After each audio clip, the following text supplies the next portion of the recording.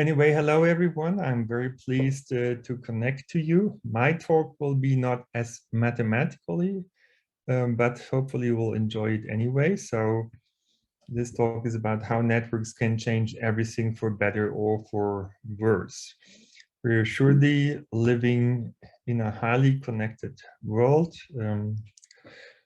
Actually, we go on networking everything ever more closely.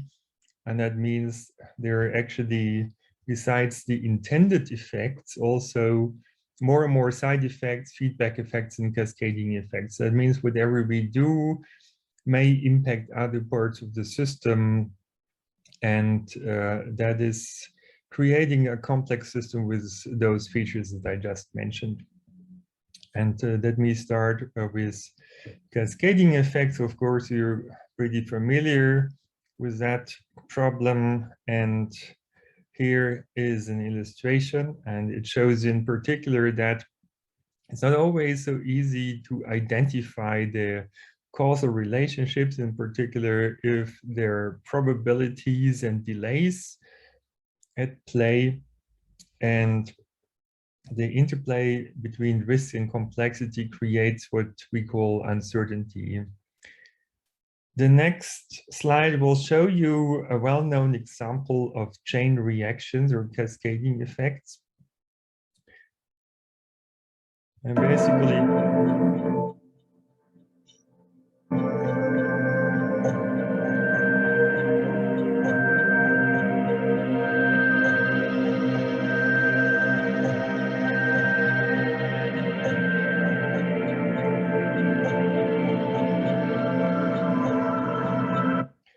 so this basically shows you that minor disruption in the system, it could actually mess up the entire system, and we'll see that this can actually have far-ranging effects. For example, in power grids, here is an example from the year 2006, which reminds us, of course, of the news of the past days where there have been blackouts in Spain, I believe, in Southern Europe.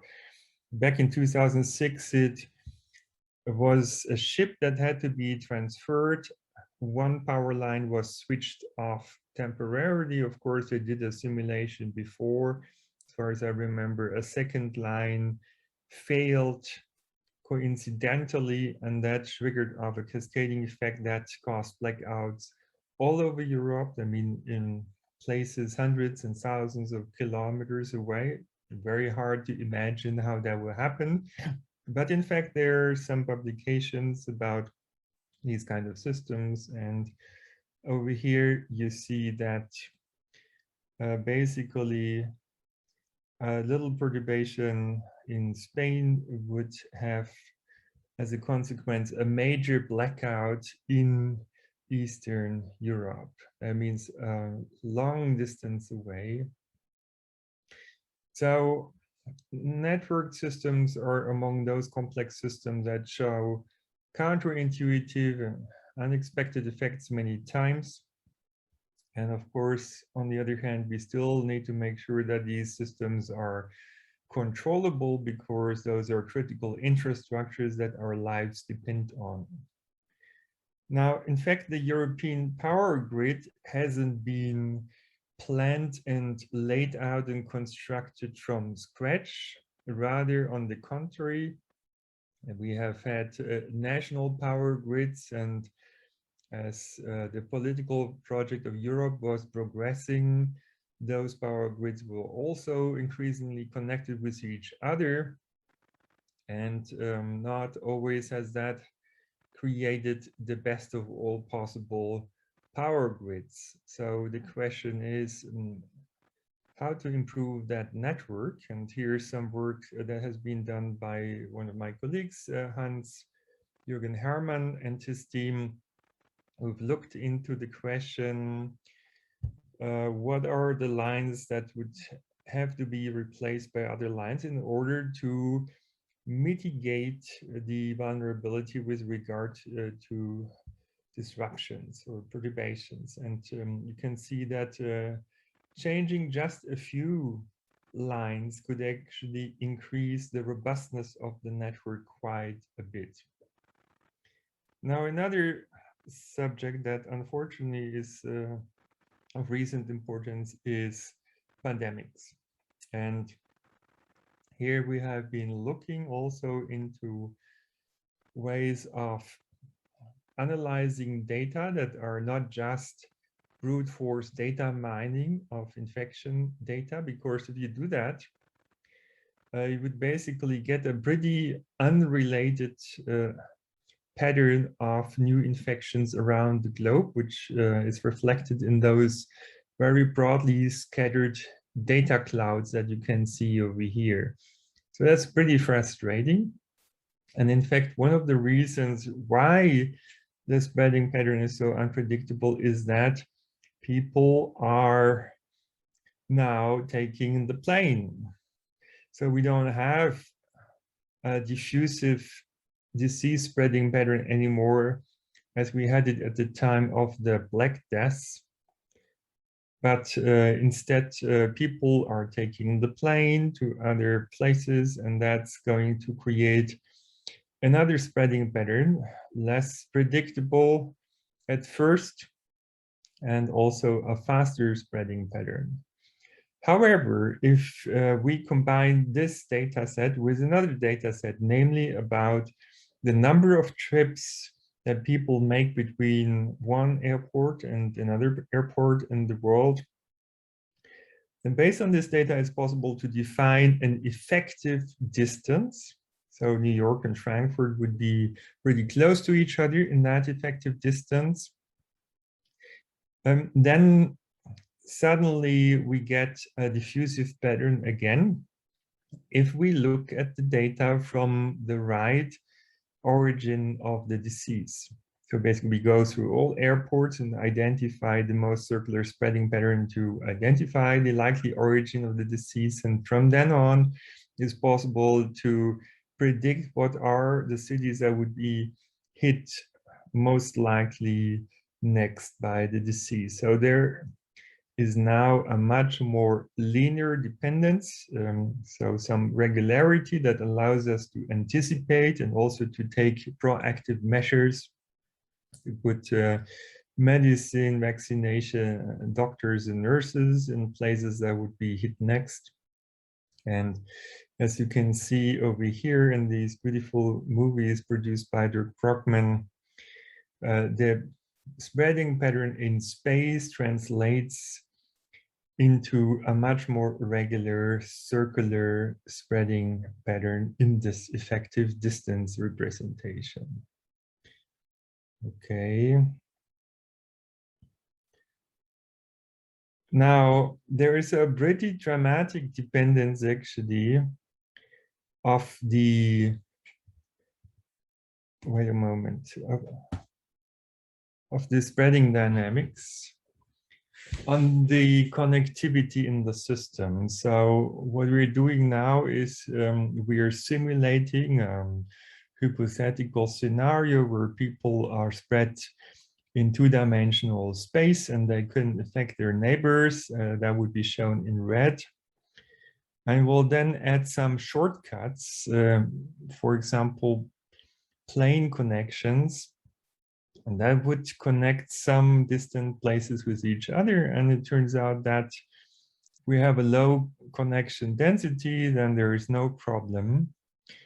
But then if we get towards a certain connection density, a critical density, so to say, there would be a dramatic spreading after some time. So at the moment, sorry, at the moment it still looks okay, but a few moments later, basically the situation gets totally out of control.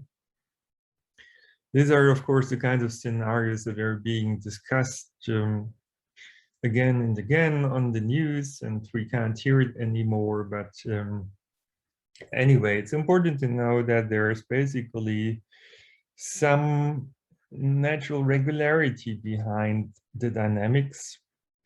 that we're seeing here, and that reducing connection density can actually be helpful. And that's, of course, the reason why we have gone into lockdown, for example, or wearing masks.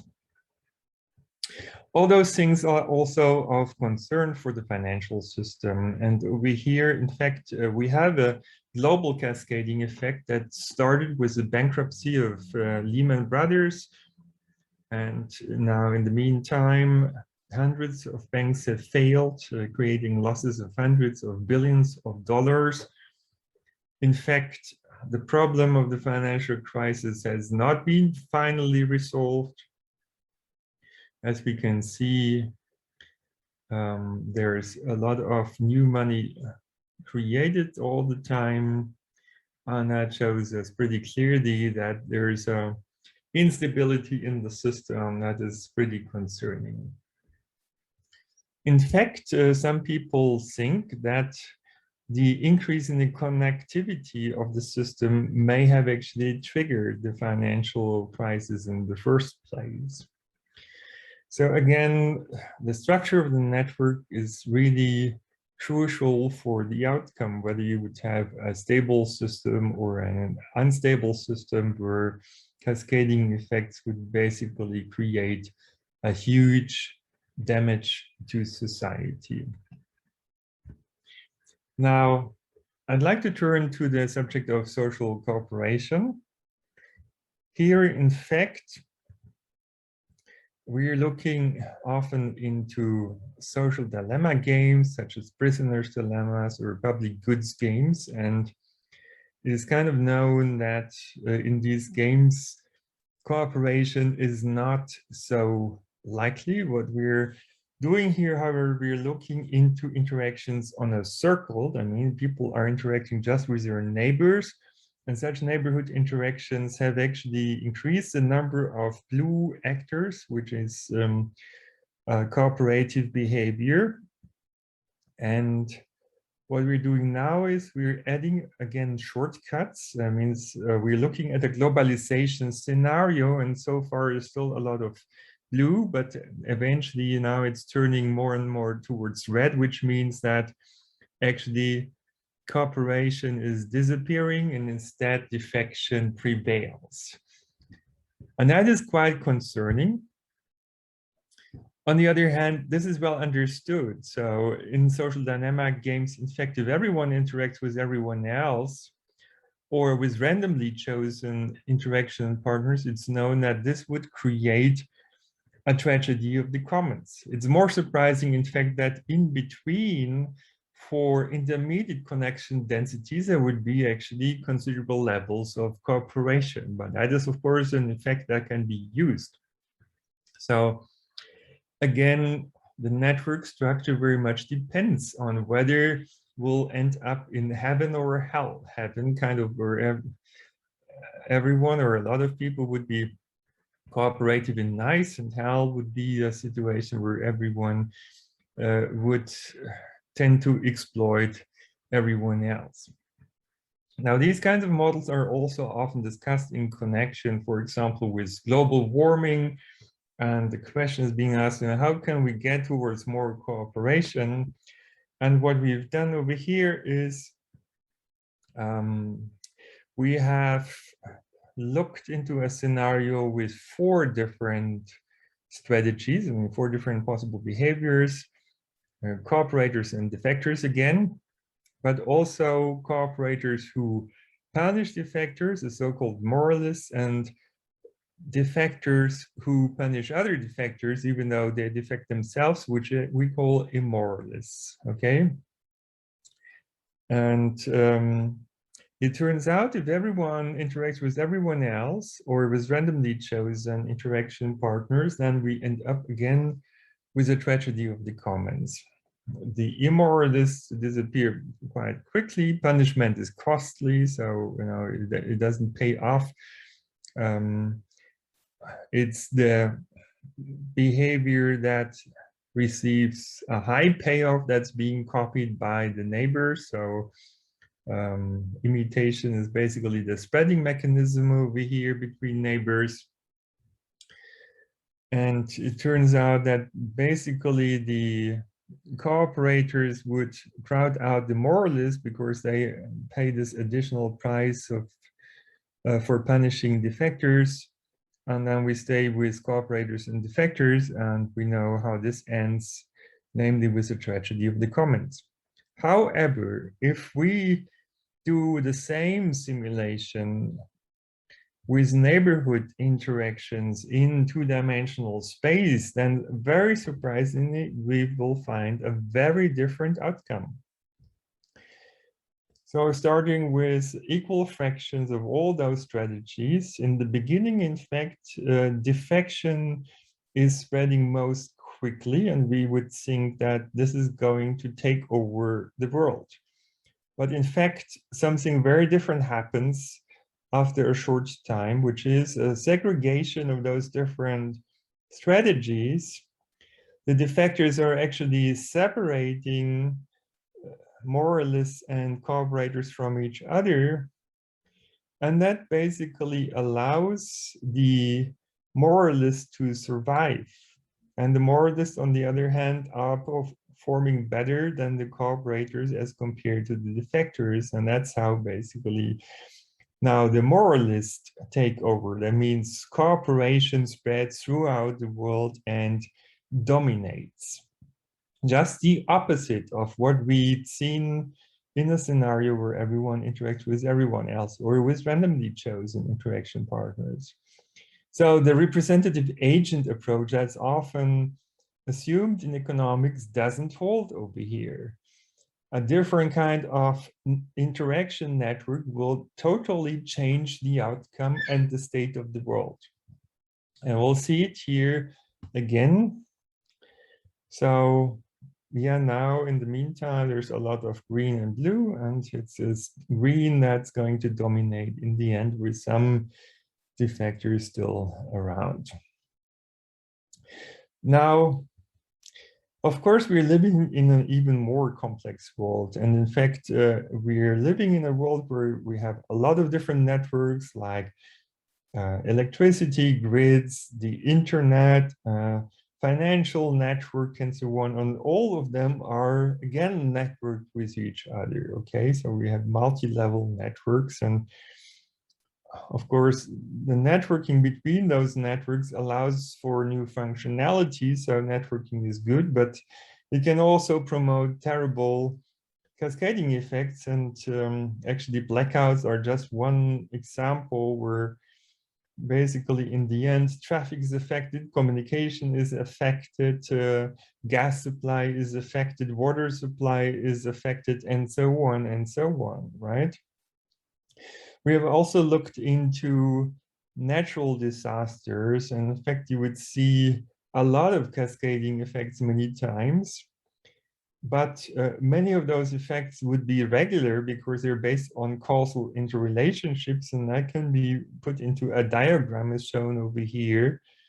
And that would allow you actually to prepare and to do some proactive steps in order to hopefully stop the cascading effect and thereby reduce the size of and impact of the disaster, okay? There are also common elements of disasters, and in many cases, one disaster could also cause a secondary disaster. For example, an earthquake could trigger a flood, a tsunami, or it could trigger a volcanic eruption, and so on, and so on, and so on. I mean, we've just seen that in Germany and many other countries around the world, how those scenarios unfortunately unfold. But we're not defenseless. I mean, we can still gain and use knowledge about the networks that are underlying the spreading of those disasters, and this can help us actually to prepare and to defend against those disasters, okay? Unfortunately, there are some drivers of systemic risks. For example, less redundancies to save costs, more networking, higher complexity, faster dynamics, a high pace of innovation, and so on. But you can also take some precautions, for example, backup strategies, redundancies. You can simplify the network, you can limit the system size, you can reduce connectivity, have decoupling strategies, introduce diversity, have adaptive feedbacks, transparency, awareness, accountability, incentives, and collective intelligence. So there's quite a bit that you can do, but you need to prepare, of course, well in advance. Okay. So engineered breaking points can help to stop cascading effects. And of course, that is something that is really crucial to minimize the impact of a disaster. And so we need to build resilient societies. And some of the factors that tend to increase resilience are redundancy, diversity, decentralization, modular design, distributed control, subsidiarity, and digital assistance. And actually, we have recently published a paper on how actually to keep up an ad hoc network between smartphones in case of a disaster for a longer time period by basically having smartphones with a high battery load to be serving as hubs of that network. And when the battery then is decharged, eventually other smartphones would take over, but altogether that would basically maintain a network for everyone's communication for around 3 days, according to the scenario that we looked at. So it's there is a potential for improvement for emergency communication, basically to allow people to help themselves and each other until national help would eventually be able to jump in and take over. I'm now changing to the subject of urban traffic and city networks and street networks. And this is the kind of scenario you would often observe, terrible congestion, but it doesn't have to be like this. So here is an example that I've observed actually in Egypt a couple of years back. So that is a self-organizing intersection, no traffic lights, no policemen, highly diverse traffic. And you would wonder, how does that work actually? And there's a little trick, which is you have a unidirectional flow in front and a unidirectional opposite flow in the back. And in between, you have a little buffer that allows everyone to adjust the speed in such a way that you would find a gap when you want to cross the flow. And that's all. So basically, if you just have the right design, then it would allow vehicles and other traffic participants to self-organize. And then actually, we have developed a self-organized traffic light control that was inspired by pedestrian traffic at Bottlenecks, which is oscillatory. And so the idea was that we could learn how the traffic should self-organize itself, how it should produce its own oscillations. Of course, intersections are also bottlenecks in a sense, and we would just learn how to create oscillatory patterns, efficient ones, based on a suitable pressure principle. That was the idea, okay? And let us compare then 3 different ways of organizing traffic in a city. So typically we have a traffic control center, which is trying to get as much information as possible, then trying to optimize traffic control, which however is not strictly possible in real time because of the complexity of the task. And then it would impose the best solution it found on the city, and it would act basically like a benevolent dictator, okay? Now, the one in the middle assumes that each intersection would minimize travel times by themselves independently of each other based on the inflow from the neighboring intersections. Okay, so basically each intersection behaves like Homo economics because everyone is trying to do the best possible job, but nobody cares about the neighbors. And then on the right is a similar scenario where, however, we would first clear long queues before we go back to travel time minimization. So this scenario cares about the neighbors. It avoids spillover effects. It's other regarding.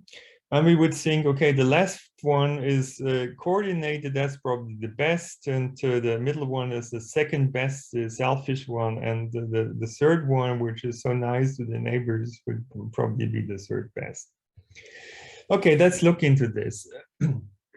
A red line shows that the traffic control center with its top-down regulation would have a linearly increasing queue length as the capacity utilization of the intersection increases. No surprise here. However, the Homo economicus approach, the selfish optimization, is actually doing much better. It's much shorter queue lengths for small capacity utilization. So Adam Smith's invisible hand works, but then suddenly around 0.6 capacity utilization, the queue length explodes, and we need to come to the conclusion that here Adam Smith's invisible hand fails, and the traffic control center is doing much better at high traffic volumes, okay? Now, surprisingly, the third approach, the other regarding self-regulating approach, is doing better all the way. And we can make the invisible hand work based on bottom-up self-organization that can apparently outsmart top-down control. And in fact, this has been applied in Dresden and also in other cities in the meantime. And it turns out that this is producing reduced travel times for all modes of transport, for public transport, for motorized traffic, for pedestrian cyclists. And it's also producing more predictable and short travel times, and it's good for the environment too. So going from top-down control to bottom-up self-organization, if you know how to do it, is actually a quite favorable thing. And you can use that also for logistics and supply chain management. There are actually quite some similarities between road networks and production networks. Production networks are still a bit more complicated because you're manufacturing new products from ingredients. But anyway, there's some similarities, and a lot of this can still be modeled mathematically. And here's a very simple model of a linear supply chain. And in those linear supply chains, if there's a delayed adaptation of the production to the demand, then you could have actually a bullwhip effect. And that is a well-known effect also from experiments, the so-called beer game, for example.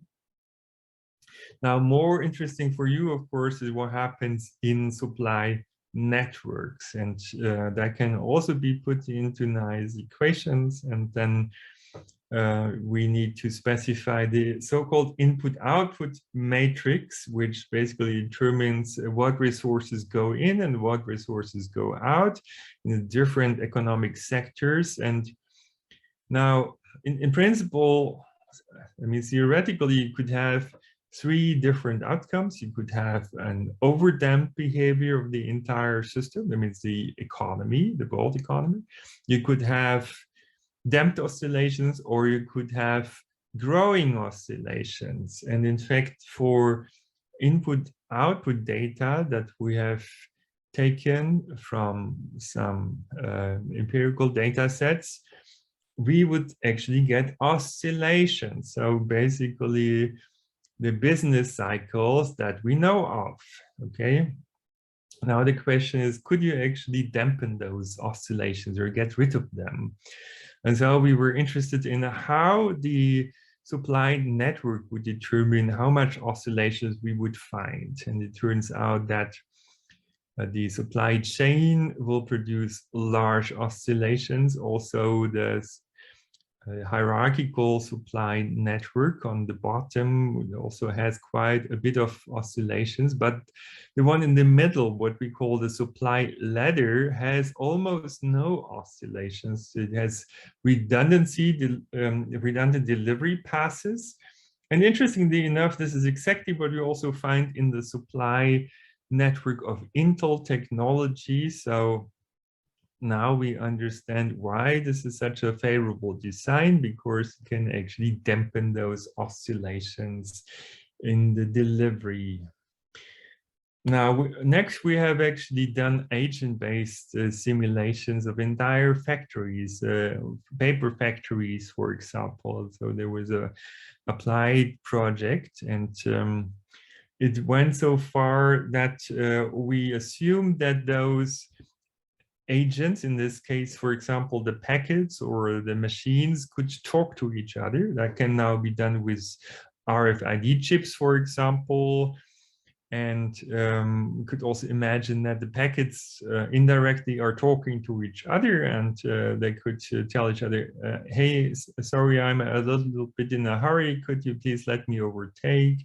Or I need to be processed in this way. Could you please do this? And so that would be a pretty smart factory design where all the parts of the factory, the machines and the conveyor belts and the products would be smart and talking to each other.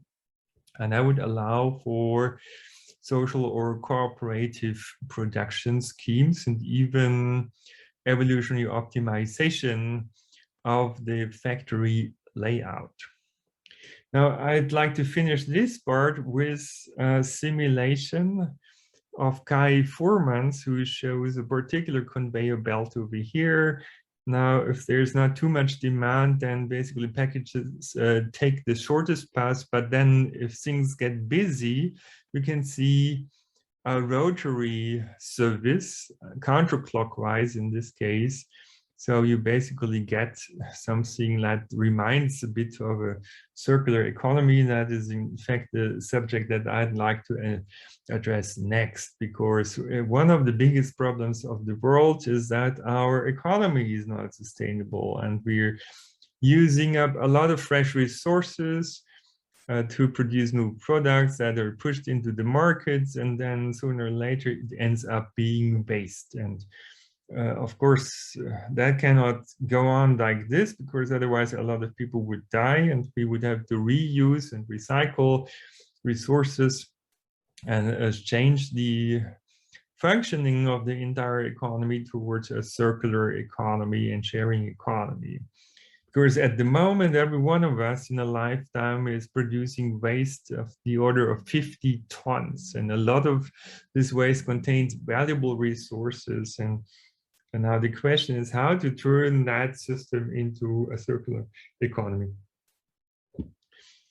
Now, it has been used by, tried by politics in terms of politics has tried it with regulation. Our proposal is to use the Internet of Things. That can be used basically to measure the environment, for example, noise, CO2, all sorts of emissions, resources, glass, steel, plastic, whatever. And then basically couple this measurement with new kinds of currencies, multiple currencies, that would create a multidimensional feedback and incentive system and introduce new forces into the market that would basically trigger a co-evolutionary process towards a circular economy and the sharing economy. So this moving towards a multidimensional approach is really very important from our point of view, because it allows one actually to overcome the limitations of a one-dimensional optimization approach, which is a utilitarian approach that we have in our economy today. But in fact, we have a lot more goals in our society that we want to achieve. And so if we want to organize our supply chains better, we need to go away from those hierarchical supply chains towards supply chains as we find them in nature, which are based on feedback cycles of many different quantities, not just one.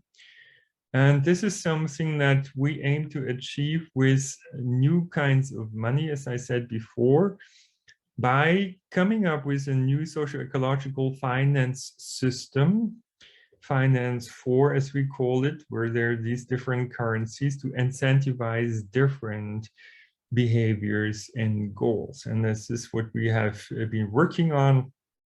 And we think that will create a paradigm change from exploitation to cooperation and co-evolution and symbiotic relationships in the system as we see that in many ecological systems. So basically the idea is to combine synergy and cybernetics, as the field of synergetics has worked it out in many examples. And that would allow us actually to overcome also the world's food crisis, I guess. And I'm pretty convinced actually. So we would need to change our way of thinking and the way we organize our economy and society. We need to realize the limits of centralized control and learn how to build, support, and assist self-organizing, self-regulating, self-controlled and co-evolutionary systems. And that is something that I'd like to motivate you to look into, because this is really becoming a matter of life and death now. And I think there are actually good solutions for the world. So we can turn this planet from a disaster-struck hell into paradise if we learn how networks can be used to the benefit of humanity and nature. Thank you. Thank you very much for this inspirational talk. Really fascinating. So do you, before I open for questions, it just came to my mind. So do you believe that self-organization is like the answer, the key, getting understanding of self-organization? Because it's very challenging in a complex system, of course. Right. I mean, many see complex systems as a problem. I do see them as a solution. I mean, just think of the many wonders of nature, the way our brain works, the way our immune system works, our body works, or ecological systems work.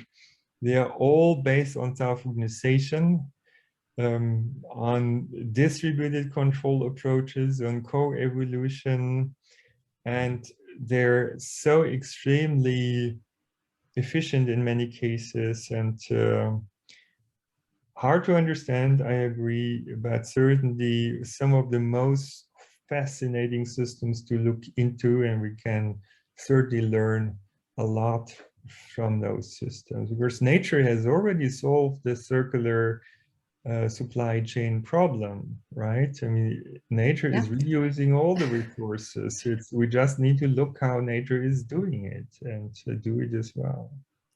Yeah, I couldn't agree more. Actually, that's what I've been looking at my life, my life as a researcher at biological systems. But yeah, and they're fascinating. I agree. But yeah. So we will have time for discussion. I just like to ask the audience if there are any specific burning questions regarding the talk that Dirk gave. So feel free to speak up or put your hand up.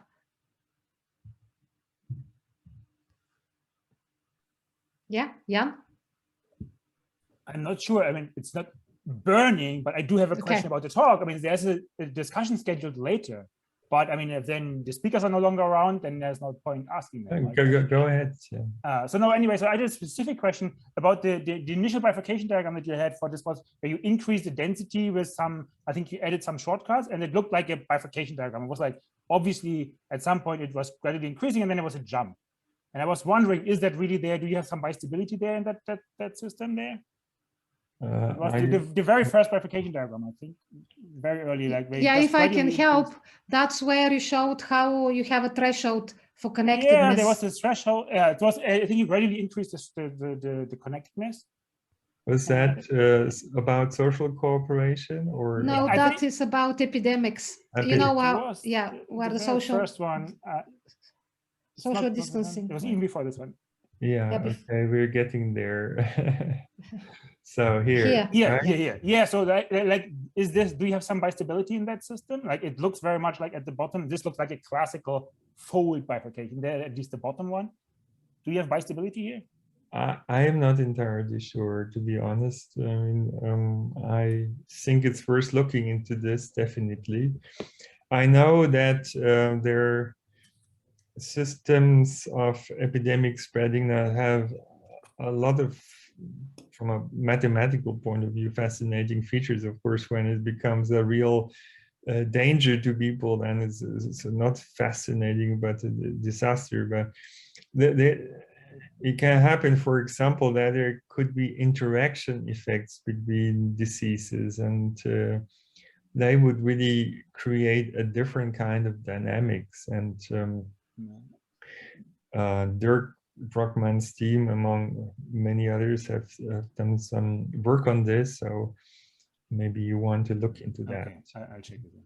Thanks. Jack? If your Jack is, I'm not sure if you're. Yes. Yeah. Sorry. It's okay. Thanks for the talk. I was wondering, when you were talking about cascading effects from the network, so I think around this point in the presentation as well, you were talking, you like made allusions to sort of like ecological cascades or environmental cascades, right? Within the space of like, oh, this within the climate change. But in a lot of cases, or in some cases, I guess, the network of causal effects, let's say, is not necessarily known. Like, there might be hidden connections, right? That, you know, it might just be something as simple as no one's really thought about, you know, I don't know, the collapse of one species affecting another species, that kind of thing. So given that the network is at least partially hidden, what, you know, are there works that are looking at, you know, how do you get around that? How do you make policies which take that into account, basically? Yeah, so this is definitely one of the advantages of computer simulation, that you could look into many different networks, and in particular also into variations of networks. So suppose you have an empirical ecological network specification, then you could vary that by adding or subtracting certain kind of connections, and to look into the robustness of the system, right? I therefore think that computer-based approaches can actually help getting aware of some of the sensitivities of those systems, so we could hopefully better protect those systems against cascading effects, which I think are a real danger, because some people have predicted there will be 1/6 of all species dying out in the coming century. So that is quite a lot of species. And of course, that could have quite disruptive effects. Just think of bees, right? So if bees would die out, what that would mean actually for the world's ecosystems, and we could endanger quite a substantial part of humanity as well, right? So I think what we really need to learn is to find a new balance with nature.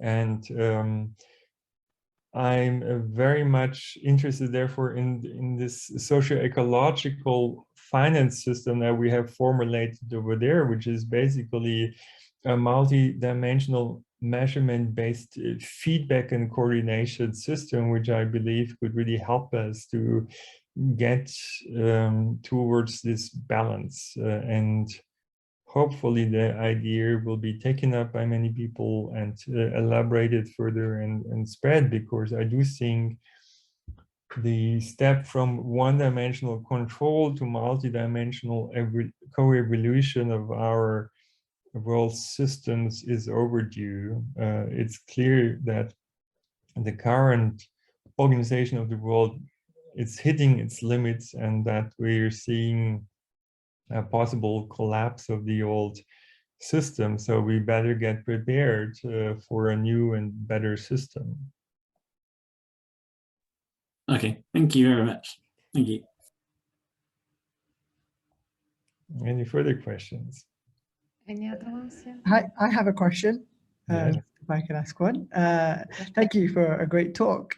Just as you mentioned, as well as Casimira, about feedback and this kind of supply chain and the circularity that sometimes nature has kind of dealt with in a certain way.